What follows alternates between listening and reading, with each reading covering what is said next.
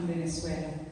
I was asked to talk about the consequences of the criminal economic sanctions that the United States, Canada, the European Union, Panama, Switzerland, and the United Kingdom maintain against Venezuela. The sanctions against Venezuela formally began in August 2017, although many say that a veiled system of blockade and sabotage has always existed against Venezuela since Chavez's rise to power.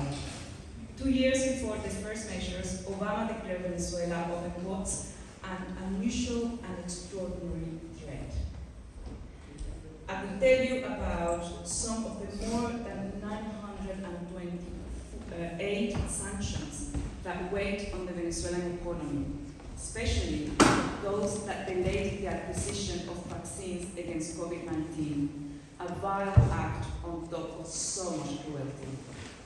I could also tell you about the sad role that Juan Guaido's imaginary presidency played in robbing Venezuela of its oil company, Citgo, located in Texas and valued at around $10 billion.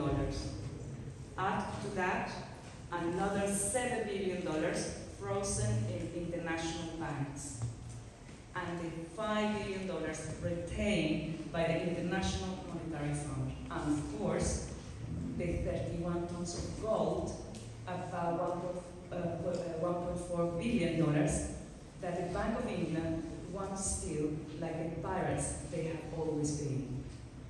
Let's add to that robbery the 69 vessels sanctioned by the United States, some of them from Venezuela. And let's not forget the 58 planes, mostly Venezuelan planes, sanctioned and without permission to fly, and the hundreds of Venezuelan companies and people illegally sanctioned by the US. The latest from the US Office of Foreign Asset Control, known as OFAC, is to forbid third countries to pay for Venezuelan exports with dollars. Apparently, they can only pay Venezuela with food or other goods. Can you imagine how ridiculous this sounds? The idea that an US office is giving orders on how to pay Venezuela is as outdated as the former colonial powers that in the past controlled the American continent. Sadly, some countries and institutions practice overcompliance when dealing with the US out-of-place demands and commands. As a result of the sanctions, Venezuela has lost $214 billion in the period 2015 to 2022, according to some estimates. This is a huge figure for a country the size of Venezuela.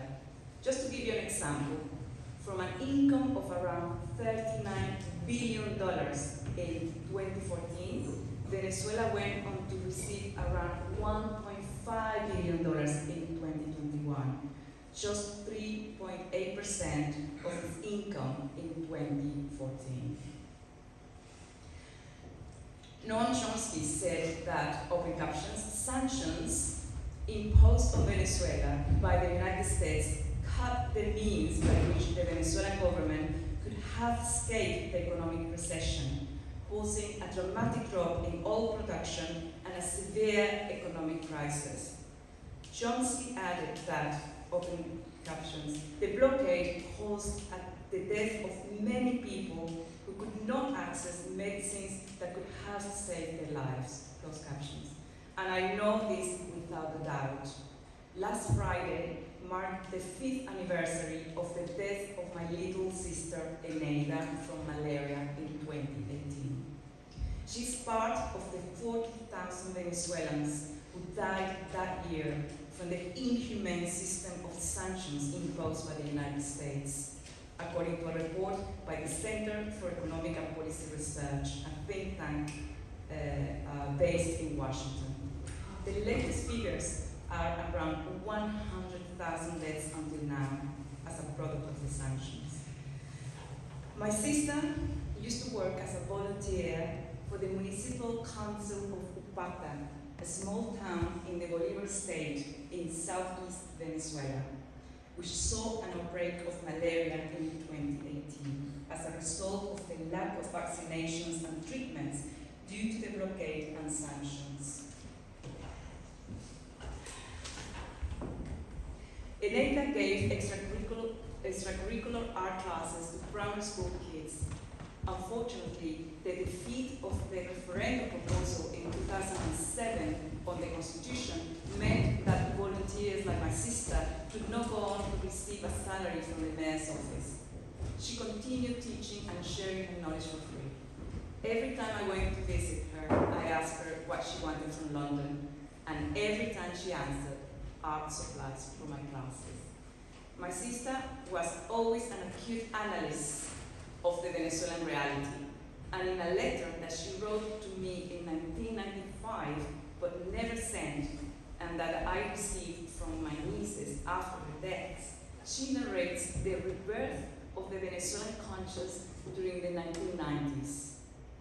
In that letter, she explains the incredible love that Venezuelans began to rediscover for the culture and the land.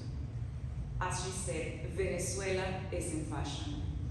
This change of consciousness towards the land, towards animals, towards people, towards culture, was the context in which the Chavista message was born. A message that in its essence has always been a call for love, solidarity, and peace. The death of my sister has deeply affected my family. Eneida died a few months before the death of our maternal and paternal grandmothers, who nearly reached 100 years old. Both of them. My numerous uncles and aunties and hundreds of cousins could not believe that a member of our family who died so soon and without warning from a disease easily treatable and which had been perfectly under control before the US sanctions. The pain felt by my mother, my father, my surviving sister, her children, her husband, and me was immense and still is. My sister had a lot to give to her 3 children, to her family, to her community. And like her, many of those who have died and continue to die as a result of these infamous sanctions leave a wound on a number of people made of steel, like the Venezuelan people. It is our duty to denounce and oppose these deadly measures. Let's not wait for the sanctions to stop, as they have not stopped against Cuba, against Nicaragua, and many other countries. But let us trust in the wisdom and creativity of the people to continue defeating an empire that refuses to accept its own collapse.